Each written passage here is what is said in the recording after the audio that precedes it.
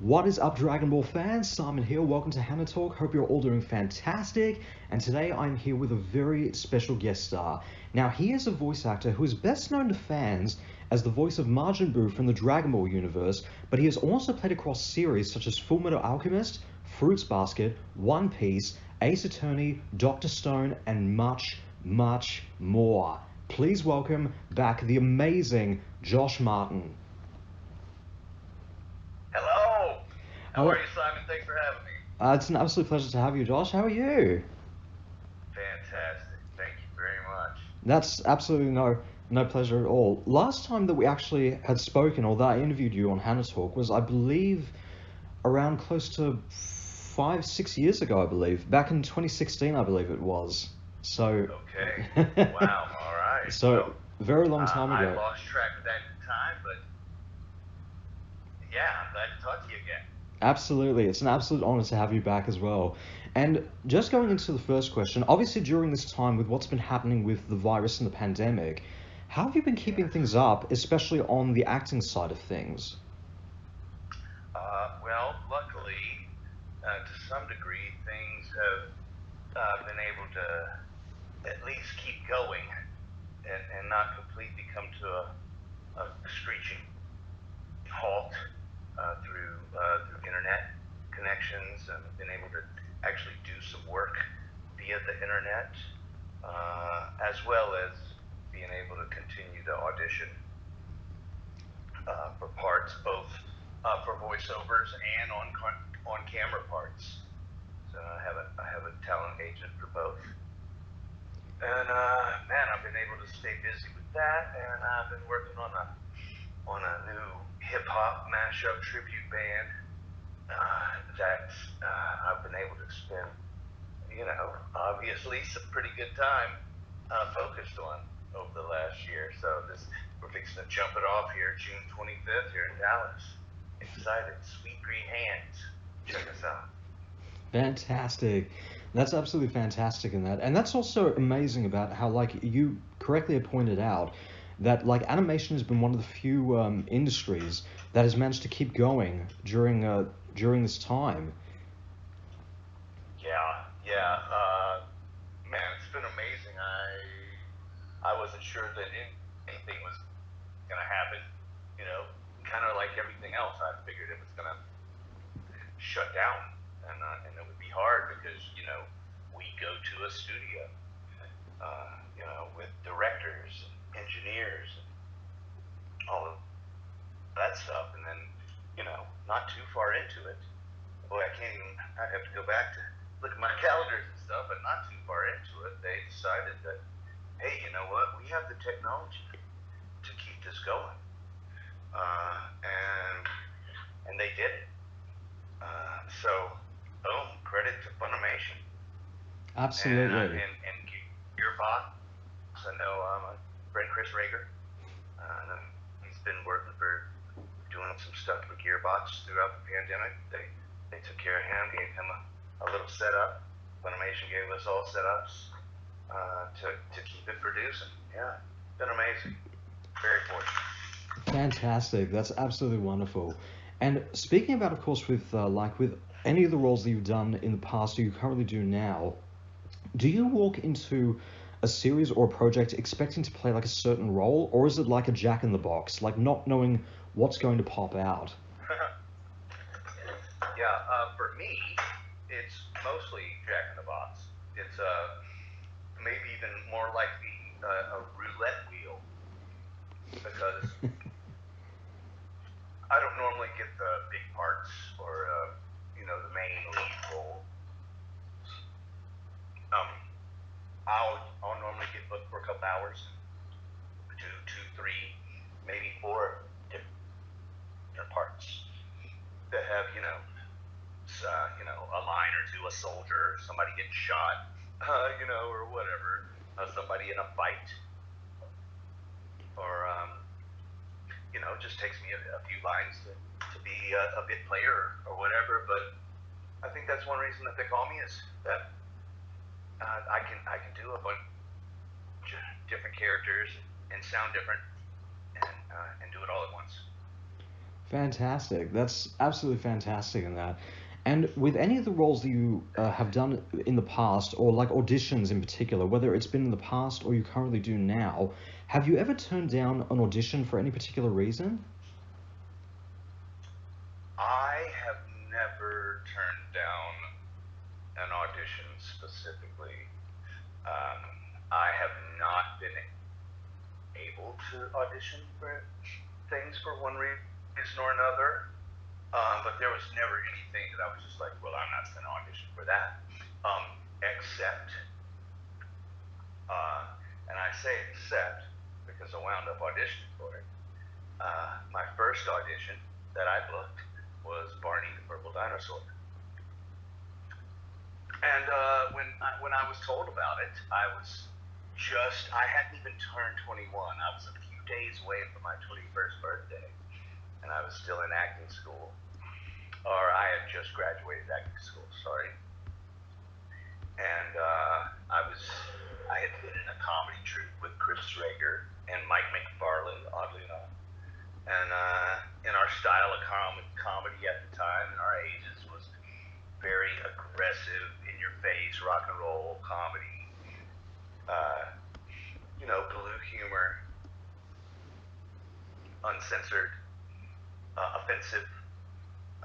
But we had, a party kind of improv troupe. So anyway, a teacher from the school called me, paged me and when I talked to her, she told me about this audition for Barney. And I shook my head. I was like, I don't want to do that. She said, why not? I said, well, I mean, look at me. I do this comedy troupe, I'm young, there's no way they're going to want me. I don't know anything about it, and I can't imagine, that I'd be a good fit. And she gave me this mom side eye, she was like, I think you need to do this.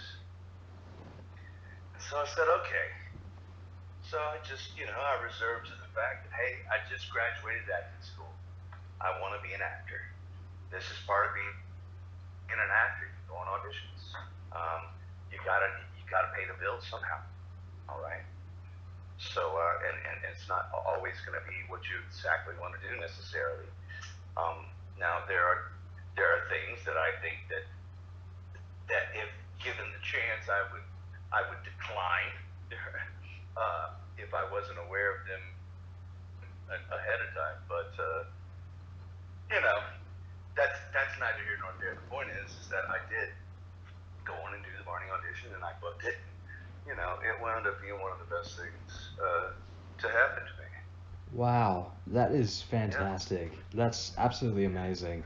And Thank you. and usually with like a lot of voice actors or with any actor in general, whenever they have like auditions happening for them, usually some of them would end up turning down auditions if it's like against like their beliefs, or they feel like, nah, I'm not a fan of the subject matter, I'm not playing this type of character, let's go to the next thing. So that has happened before, which is pretty fantastic actually, and especially for myself. I've heard of it.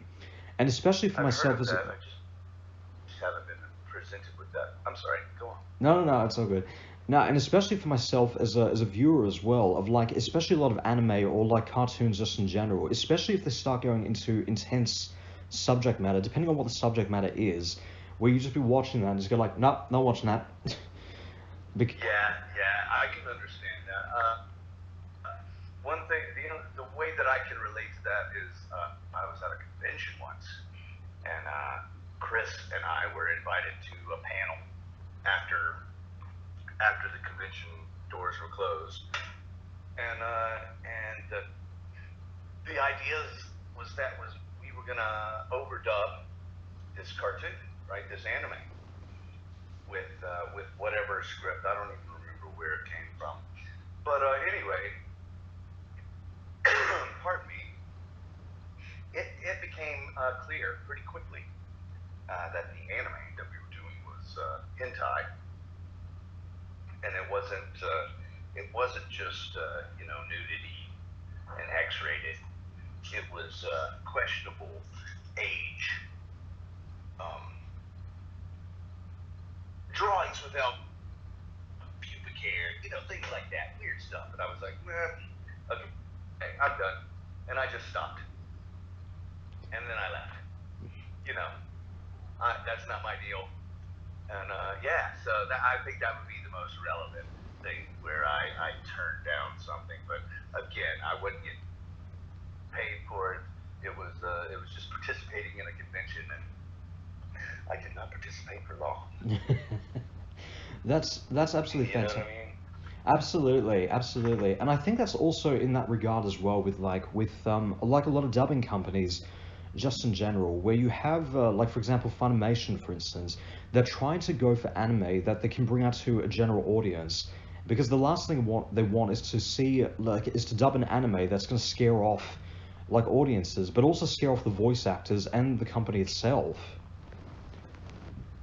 Sure. Yeah. At the end of the day, they have to make money, don't they? Absolutely, absolutely. And they're a company, they're a business, and that's what it's about. So in this day and age, that a part of that equation is content and quantity content, not always quality. Though I think that Funimation has been pretty successful on the quality, Absolutely. definitely on production, I think, and you know, boy, there's so much out there. Absolutely, and that's absolutely fantastic. That like yeah, we've been getting so much quality anime from Funimation for the last few years, and we'll continue to do so till the end of time, essentially. So as long It as looks like it, right? absolutely.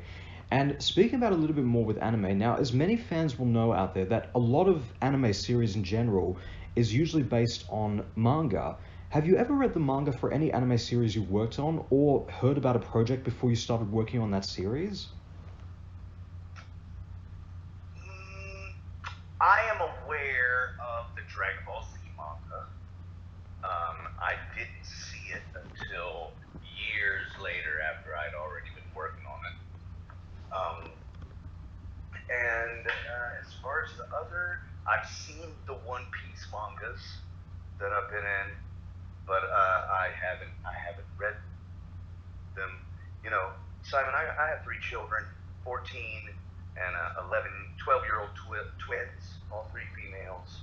So my days of watching anime and reading manga are filled with soccer practice and homework and refereeing fights. You know what I mean?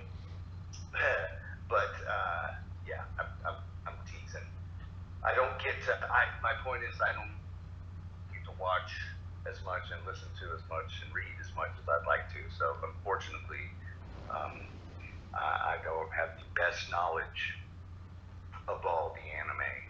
But you know, I'm working on it now that I'm back on the scene. I'm back on the convention scene. I'm learning everything. Fantastic. So check me out. Come see me, and hey, you might teach me something I don't know. Absolute. That's fantastic. And that's and of course of course there has been like a lot of actors as well who, and these were coming back to a couple of interviews that I've read, or at least I've done last year. One interview that comes to mind for me was with Aaron Roberts, who said that he had read the manga for one particular anime that he had worked on as a way to help prepare for the role, in saying that like I want to give off the best performance I can, even though it is a dubbed performance in that. But then on the other side of that, you've got people like Joshua Seth, for example, who's best known from the Digimon series, where one bit of advice he gave off was that he got from one voice actor where he said, "Don't read ahead, just be surprised." Yeah, So I think both are valid. Back in the day when I started Dragon Ball Z, there wasn't really a way to get the manga or go on YouTube and research that. So my experience was Chris Sabat giving me the Cliff's Notes version of Dragon Ball Z in general, and then where Majin Buu fit in all of this, and then said action. So, luckily, my experience in improv acting with having to come up with a character on stage quickly in front of people and having to make it successful, I'm used to that.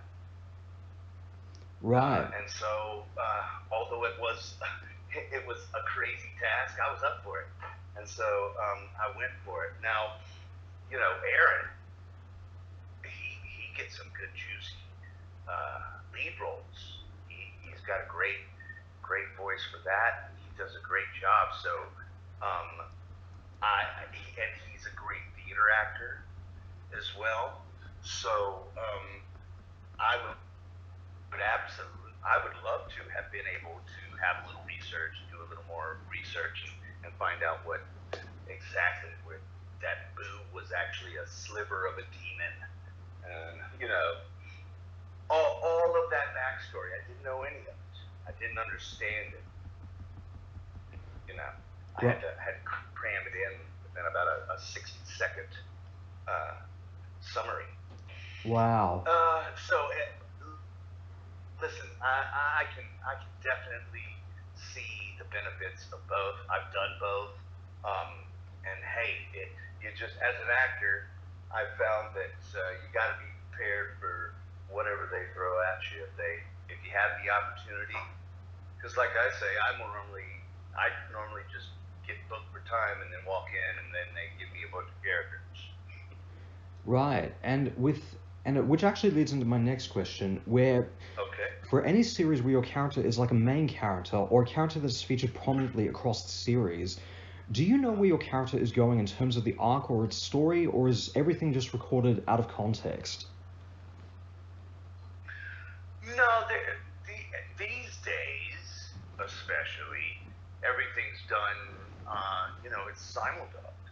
So as soon as it comes out in Japan, or as soon as we get it, as soon as Funimation gets it, it's recorded and it's broadcast within about 2 weeks, if not less even. But I mean that's pretty quick. So I think the directors normally know more of the story, and normally they give it right to us. They give us the 411 and give us an idea that hey, your character's doing this in this episode. Now later on, it's going to do this. And this is going to happen, and then this is why. This is the backstory. But again, actors, regardless, only if they call you up and say, hey, Aaron, listen, hey, congratulations. You are the lead in this brand new series that we're doing, that you auditioned for, like that. And so we need to get you some time. Fantastic. Well, now he knows. He can go and research that. I'd love to have that opportunity. They usually just call me and say, hey, are you available for 2 hours tomorrow? And I say, sure. And they go, okay. And then I show up and they tell me, all right, you do this. All right, now we're going to go over here to this one. I need you to do this character. That's how my life is. Fantastic. That's voiceover, but I love it. That's fantastic. That's absolutely wonderful. And talking a little bit more with regards to Dragon Ball, now there was an announcement made this year that there was going to be a new Dragon Ball movie after Dragon Ball Super Broly. What would you personally want to explore in the new movie, and are there any particular characters you would love to see come back into the world of Dragon Ball? Well, I tell you what, whenever the new movie comes out, I hope that they explore the Mr. Satan and Majin Buu relationship more, and find out what happens when they send me off and hide me and try to get rid of me for a while. I want to see Kid Buu come around. I want to see him get so angry that he actually starts causing some havoc. And yeah, I'm ready. Whenever they have some work and they call me, I'm ready to do it. That's fantastic, and that would be amazing actually, because after Dragon Ball Super, now with what's going on with the new Dragon Ball franchise going forward, is that it's starting to lean a lot heavy on the more multiverse kind of aspect, like looking into alternate universes, like they did in the last few episodes of Dragon Ball Super. So I feel like that's where the franchise is kind of going in that sense. And I think what a lot of, and this is coming back to a couple of articles that I read, on what people personally want to see in the new Dragon Ball series is kind of going back to its roots, like kind of going in the style of the original Dragon Ball series, like focusing on the whole martial arts aspect of it, but also exploring places that we had never seen before. That would be fun, wouldn't it? Absolutely. Yeah, I would dig that. Unfortunately, I have no say. And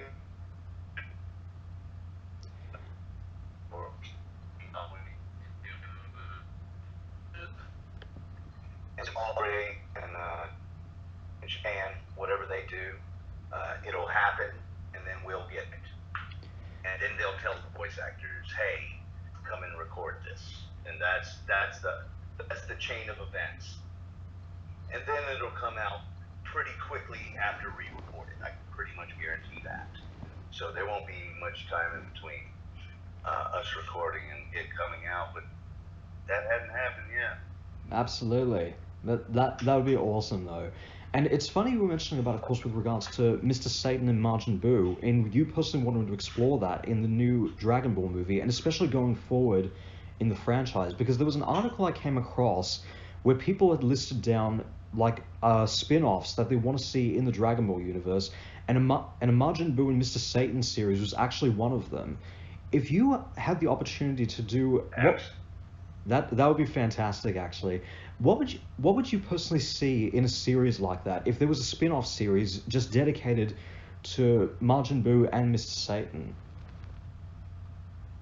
Well, the possibilities are endless. It's a perfect buddy, odd couple relationship. Chris and I, as I've alluded to, and we promote, have been friends since 1995, and we're still best friends today. Pardon me. So we are anime's favorite odd couple on screen and off. So I'd like to see that. I'd like to see more of that relationship explored. Some of those odd couple relationships. Too much who does the laundry? Who's not doing the dishes? Them going grocery shopping. All of that kind of stuff. We gotta, the slice of life. And then I think and then along the way you slide in some battles. You slide in some fighting. But this is what happens in between time when they're not having battles. They're planning the meals for the week. They're deciding who didn't pay for bills this month. All that kind of stuff. That's what I'd like to see. That would be a fantastic series to see, actually, and especially because we got like little. Don't you think? Absolutely, because we did get like bits and pieces of that in specific episodes in Dragon Ball Z, where it was just like Right. Mr. Satan and Majin Buu just having that buddy cop type of routine together, and that would be the potential for a spin-off series right there, as well as I think them exploring into the other characters that don't necessarily have a lot of time in the anime itself, because a lot of it, to many fans out there, have focused so much on Goku and Vegeta. It's like, well, give us like some spin-offs focusing on the other characters, because they matter as well. Sure. So well, yeah. I think that the idea is that if it ain't broke, don't fix it. And they're just finding a way to just keep it going. That's why they kept Majin Buu asleep in the Tournament of Power in Super, right? Otherwise, that whole series is over in like 2 episodes. Am I right? Am I right? What happened when they started messing with Mr. Satan? It took me like 2 seconds to destroy everyone and be done with it. Then what happened? They gave me a bunch of candy and cake, and I went to go. So luckily they did that, because then they could have a series. Otherwise, I win the Tournament of Power, and that's the deal. So they had to make some new, Fox people and Ewan, which was fine. But that be Ewan, not that be Kettle. So hey, all good. All good. Keep them coming. Absolutely, that would be fantastic, actually. And now going into another series that you've also been known for, you obviously mentioned about One Piece. you had recently made your return to the One Piece series during the episode of East Blue Special, which was a retelling of the first few arcs of the original anime series. What was it like? What was it like stepping into that remake of the original anime? Especially like the first few arcs of One Piece. Yeah, it kind of seemed like the same thing again. I did get to do Yosaku. I hadn't seen him yet, but the series continues, doesn't it? And it doesn't show any signs to stop it. Absolutely, definitely not. And there was actually an interview that I spoke about with Carrie Savage, who plays Kaya in the original One Piece series, and also came back into the episode of East Blue series, where I spoke about how that I believe with like the remakes of these first few arcs from the series, in that it kind of brings something fresh to the anime that we had never seen before, but at the same time kind of bring that back to anyone who's never watched One Piece before. So I think it's pretty fantastic they're doing that, actually. Yeah, it's kind of like when we got to redo Dragon Ball Z all over again.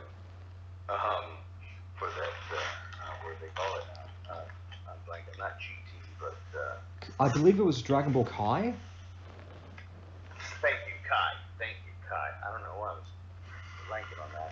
Yeah, so when we got back into Kai, boy, we got to do that better. We had already done all of that. And it wasn't brand new to us. So, like I said, they were just telling me what Boo was doing and why he was doing it, and I had to cram it all in. Well, I had already done it all, so I could go back and I had a little bit more clear intention with my lines, and it was cool that way. I will say at the same time, there was just a lot of giggling and laughing and fighting at the beginning for Boo, so it wasn't too difficult there. But there were some times where I was like, why am I fighting this guy? I don't even know. Why? Oh, okay, now I know. And I was able to, to make it better, improve on it. Absolutely. Does that make sense? Yes, it does. That's fantastic, actually. Now, of course, it's been recently known that over the last few years, there's been development of a One Piece live-action series under Netflix. What's been your opinion on anime being adapted for live action? I think it's a natural progression, right? Makes sense. Especially since it's so popular now. Back when we started, when I started in 2000, people didn't know what anime was. It was still called Japanimation, as far as I knew. I had to learn what anime was, that it was a new term, and that you don't say Japanimation anymore, right? So, I think that now that conventions are someplace that you can take grandma and mom and dad, and the family can go together, as opposed to, and I mean just like any family, right? Back in the day, families sure went, but they were a niche kind of family, right? They were only a family that liked Star Trek, or they liked horror, you know what I mean? Whatever. But now, you can go to a convention and they got something for everybody, and most everybody there knows something about everything that's there. So, it's crossing genres, and the natural progression, like I said, is film, live action film. It'll be interesting. We'll see what this next DBZ film is, whether it's live action or CGI, huh? Absolutely. I think I definitely believe that, like, with as many people will know about, of course, with regards to live action anime, where Dragon Ball Z ended up having that same treatment done to it. Did you ever get the chance to watch the live action Dragon Ball film yourself? Which one was it? Dragon Ball Evolution. Oh yes, I've seen it.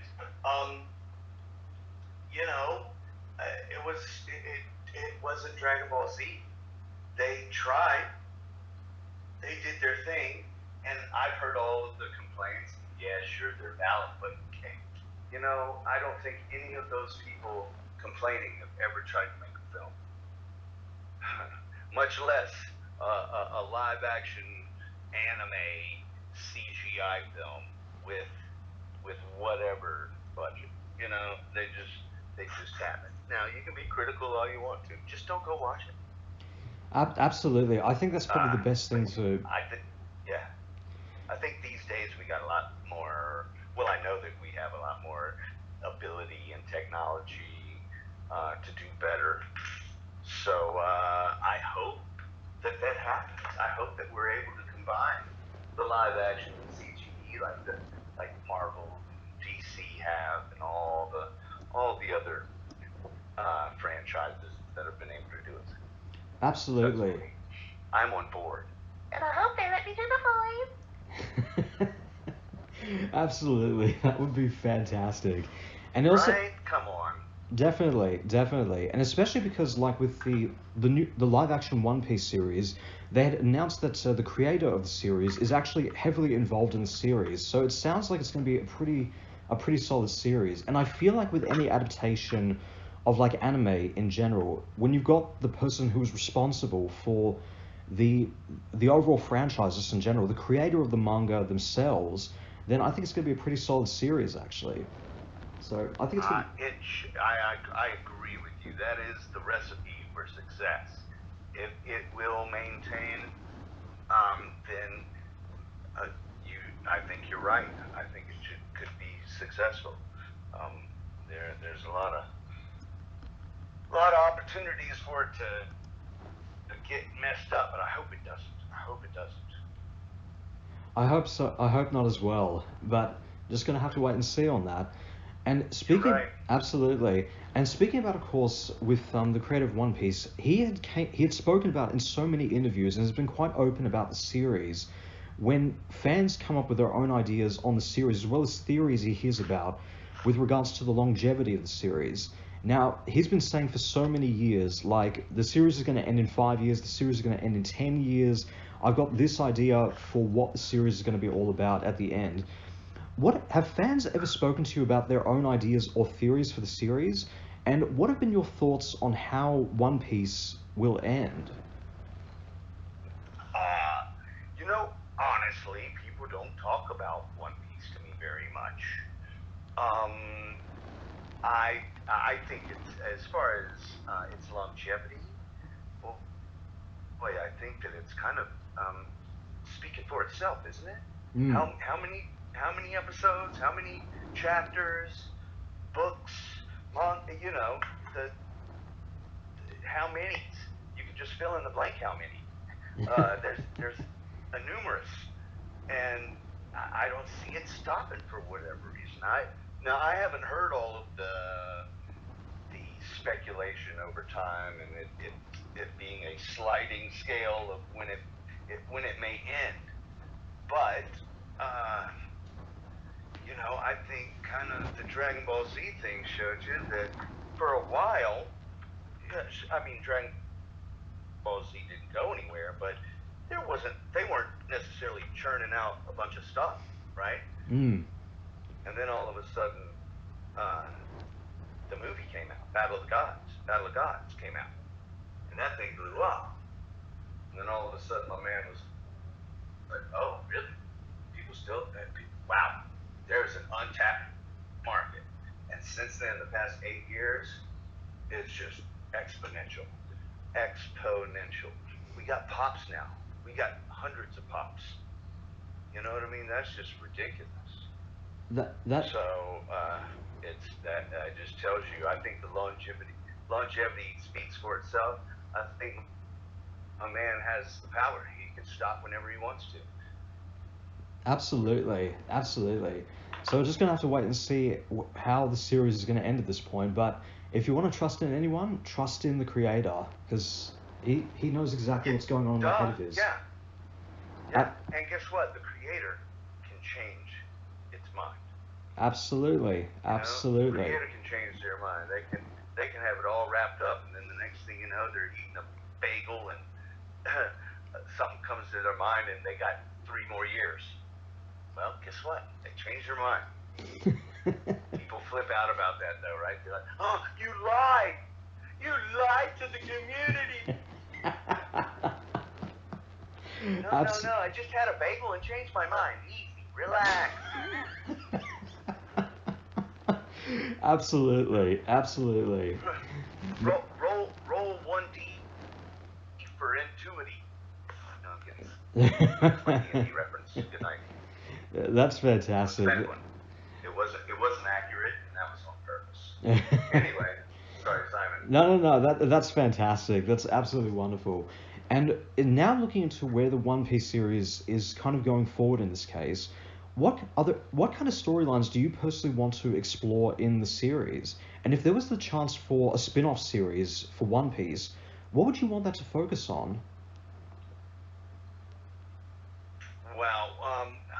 Well, the spin-off, I would have to be selfish and just say it's got to be Yosuke and Johnny, right?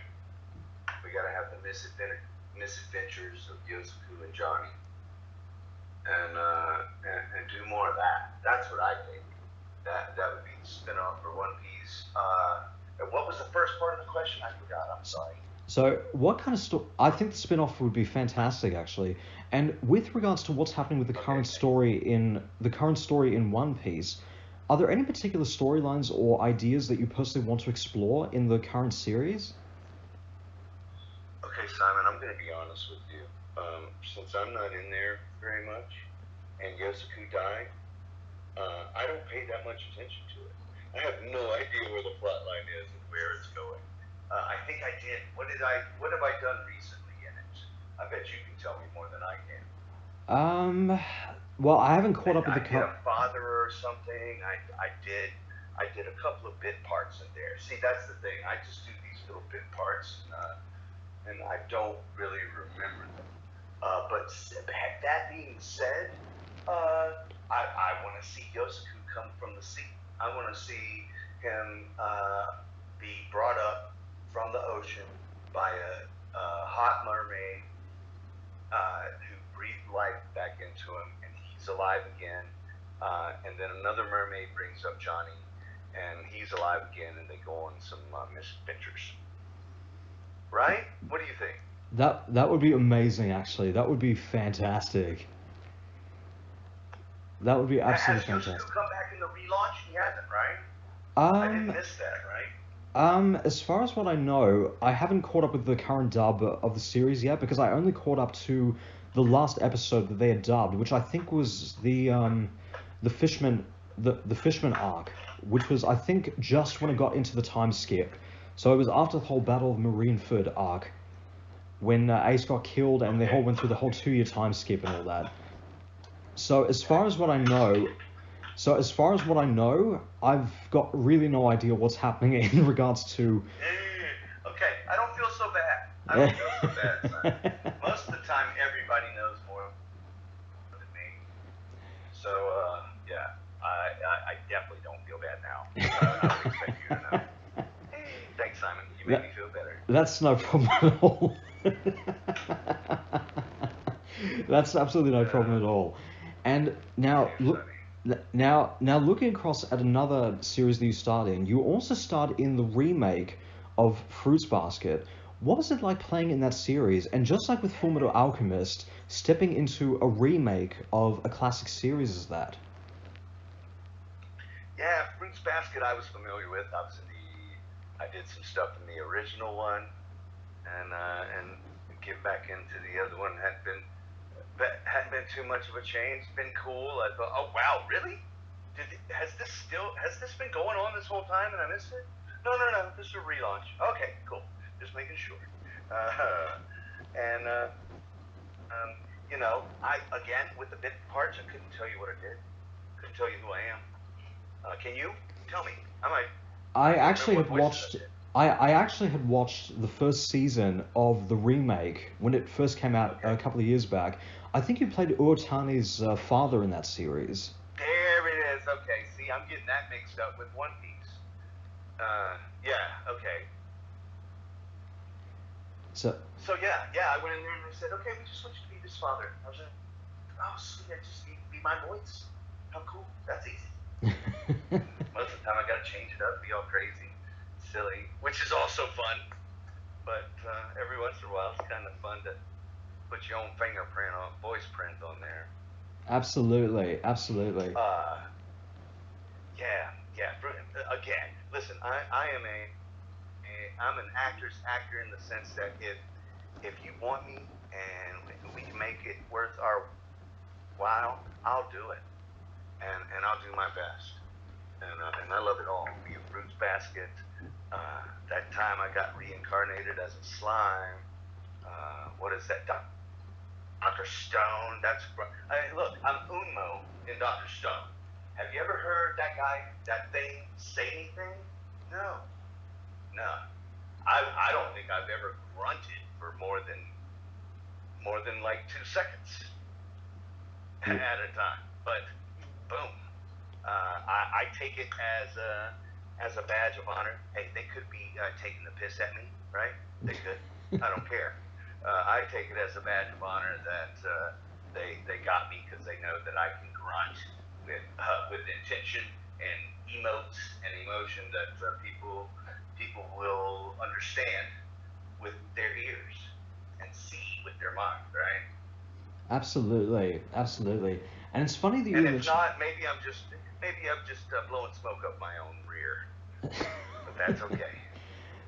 Sorry to interrupt. No, that's absolutely no problem at all. And it's funny that you were mentioning about, of course, with finding out that the Fruits Basket was being remade, because at that time I thought that they were going to continue doing they were going to get into developing a season 2 for the original series, and then cutting to find out that they're developing a remake for the series. I went like, wait, what?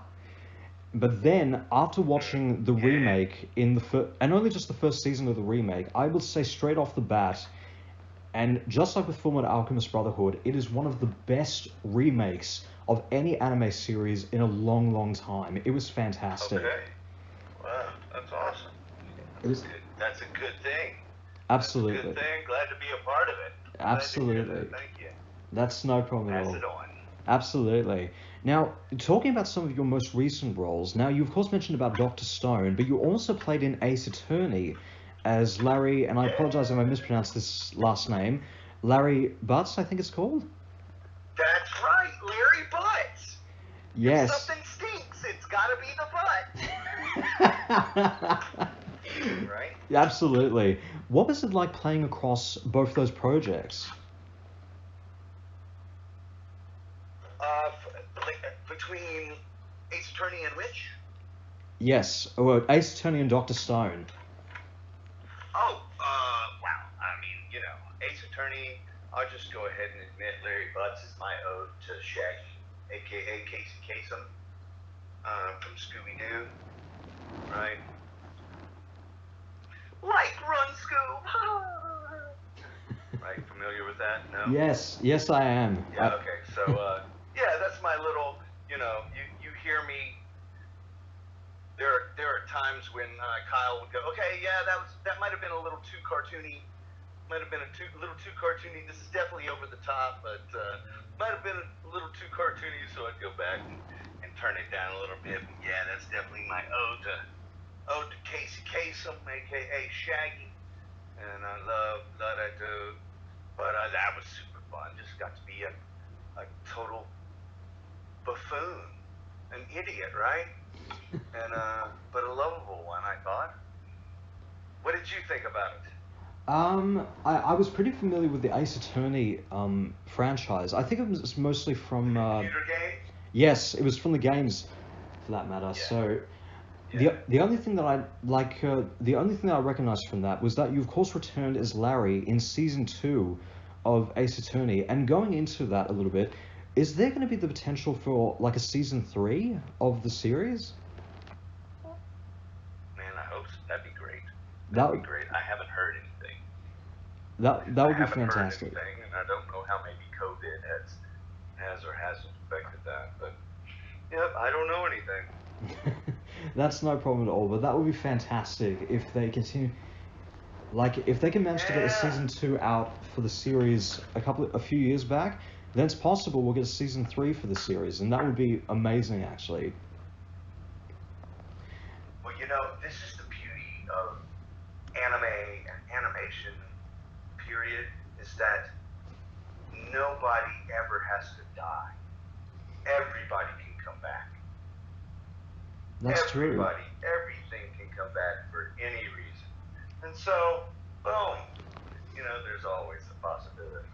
And for me as a voice actor, I get paid the same per hour as I do for Umo saying or Larry Butts, you know, same per hour. So any part's a great part for me, and that's not just a cliche. That's true. Real.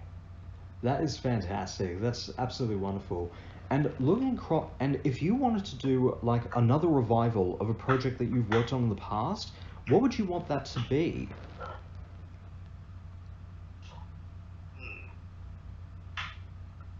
I think I would love for Android 15 to have some lengthy dialogue, a big juicy part. You know, maybe we go to his backstory, his origin story, where he grew up in the hood. I don't know. What do you think? That'd be pretty cool, actually, because like, I mean, obviously they do have they obviously did bring back Android 17 into the Dragon Ball Super series, so anything is possible at this point. They can bring back any character that has not been part of continuity for a long time and say, hey, if we can... Yeah, say, hey, like Android 15 pull up in a low-riding spaceship.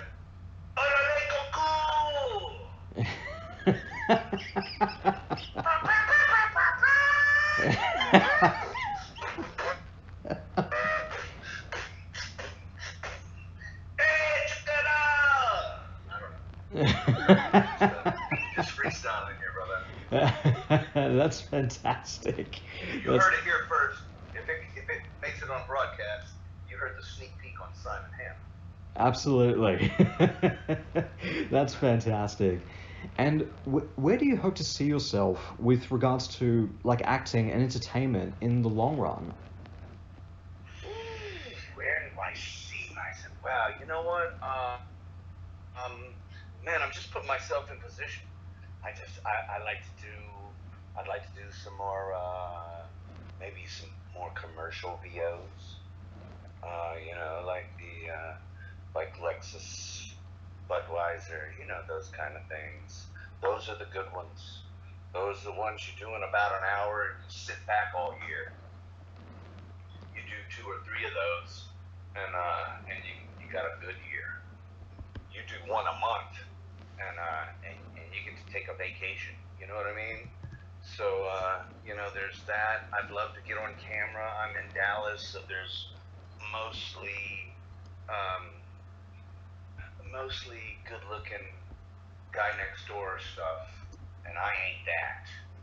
So I don't book a lot of stuff on camera, but you know, it's good. I got a great wife, great family, and I enjoy what I do. I'm doing more music these days. I really enjoy that. I love hip hop, love live music, love performing live. So you know, I get to do what I like, and I'm very fortunate. That's fantastic. That's absolutely wonderful. And now going to a few little fun ones here. What 2 shows have you worked on would you want to see a crossover between, story-wise and character-wise? Okay. I think that Uno and Boo should meet up sometime.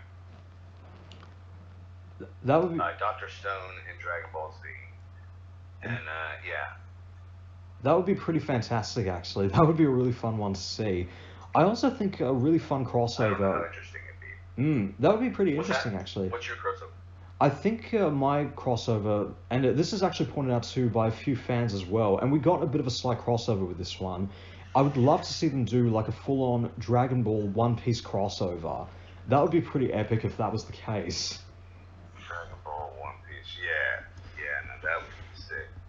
Because that'd be cool.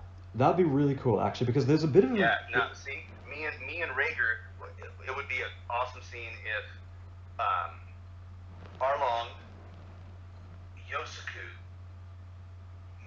were battling, and somehow Mr. Satan and Majin Buu came along. Then me and Chris would be all four parts in the whole scene. That'd be probably too much Chris and Josh for everyone, but we'd enjoy it. That would be fantastic, actually. And you could say the same about any of the other actors that have played across Dragon Ball to One Piece, because a lot of them are actually some of the same voice actors. So it wouldn't be... Absolutely, yeah, totally. It would be super easy. And to be honest, it's the same for all of the stuff. That's how they make it so. That's how they make it so good and quick. And the quality and quantity is there because everybody's here and everybody's good. So it's just like, it's like back in the day when Hollywood was just jumping. They had a studio full of actors, and they could just say, "Hey, you, I need you over on Studio 4. You're gonna be a cowboy for this shoot, and then I need you over on Studio 3 after lunch, and you're gonna be you're gonna be a patron. All right, now get going. You gotta get to wardrobe." And they just did that. Well, that's what they do in Funimation, kind of. Just like, all right, hey Josh, I'll need you 2 hours. And next thing you know, I'm on two or three shows, 2 or 3 parts. That's how it goes. Absolutely, that would be fantastic. That would be amazing, actually, just to see a crossover like that on such a scale like that would be amazing. And what's like, Right? yeah, absolutely. And what's one character or role that you've ever wanted to play or ever wished that you played?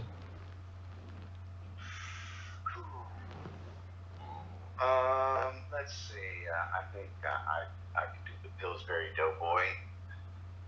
I could do that part. That'd be a great little commercial part to do. Yeah, I always wanted to do Spider-Man. Always liked Spider-Man as a superhero. Yeah, I think those would be good ones. Fantastic. That would be really fantastic, actually. As far as voice acting in the animation industry is concerned, like what's been your view on like where it stands within the entertainment industry as a whole? Well, I mean, as far as like as far as making money, makes money, right? Sony bought it. They didn't buy it because they thought it didn't make money, or because they thought they needed to help it. You know what I mean? They bought it because it was already making money. They said, "Hey, we want this. We're gonna make more money with this, right?" So, Absolutely. as far as that goes, no question. As far as talent goes, there's no question. Talent is there. It's a different technique altogether. Dubbing. So, and everyone is an actor. Everyone comes from theater. So, there's no doubt there. I would say it doesn't get the pay that LA and New York does for animation or otherwise, and that's because it started here in Texas, because Texas is a right to work state. Right to work state means you have the right to work or not, and the people who hired you have the right to pay you whatever they want to pay, and you can take it or not, no problem. Absolutely. So, of course they have regulations.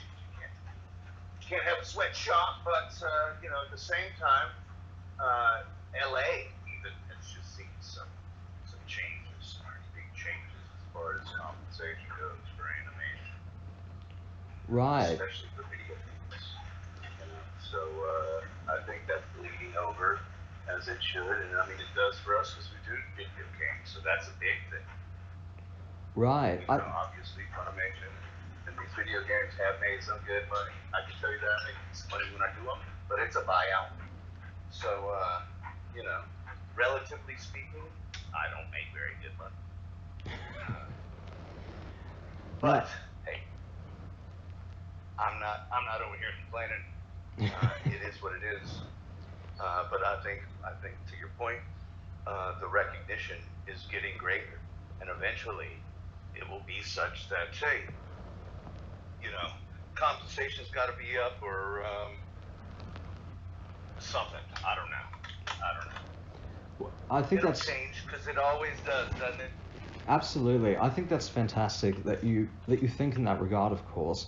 And I will say this straight off the bat. I've said this across in every interview that I've done, and I will say it till the day I die. If people were to ever ask me why do I still go to comic conventions, I say I go to meet the voice actors. They're my rock stars right there, and that's why I do what I do.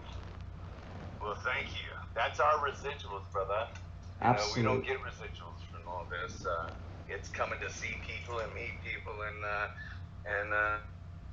signing things and make a little scratch. But like I say, that the thing is meeting people and hearing that they've been watching you for years and enjoying it, running home to make sure they don't miss it. That's cool. That's real cool. Absolutely, and that's what I'm going to keep on doing till the day I die. There you go, brother. We appreciate you. Anytime. And without going into any spoilers, what's next for Josh Martin for the fans to know about? Listen, y'all check me out on Josh Martin Voice at Twitter, at Josh Martin Voice, on Instagram at Original Boo, or Facebook, Josh Martin. And I'm dropping everything there. The things I got coming up this month are 2 shows with my Beastie Boys tribute band, Rhymin' and Stealin'. One in Houston, June 5th. One in Dallas, June 18th. And then June 25th, like I said earlier, Sweet Green Hands debut show, Lakewood Theater, Dallas, Texas, now called Bolski's. And, still auditioning, doing some voiceovers. Oh yeah, I did book something for this next week. That's gonna be great, but I can't talk about it, Simon. Sorry. You'll be finding out soon enough. But that's about it. I'm hoping to get over to Australia sometime soon. Absolutely. Well, we've managed to restart, I think, one of the conventions in Australia, fairly recently actually. So conventions are already on the way back in Australia. It's now just waiting for international travel to come back. So once that when they let us back over there, that's it right there. But that's fantastic though. That's absolutely wonderful. And final question. What do you think Majin Buu would say if he was in Australia? He's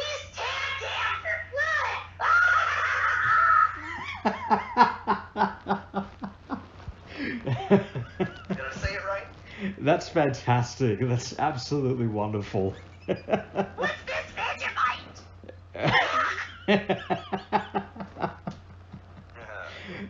That's fantastic. That's absolutely wonderful. Thanks, my brother. That's fantastic. Josh Martin, thank you so much. It's been an absolute honor.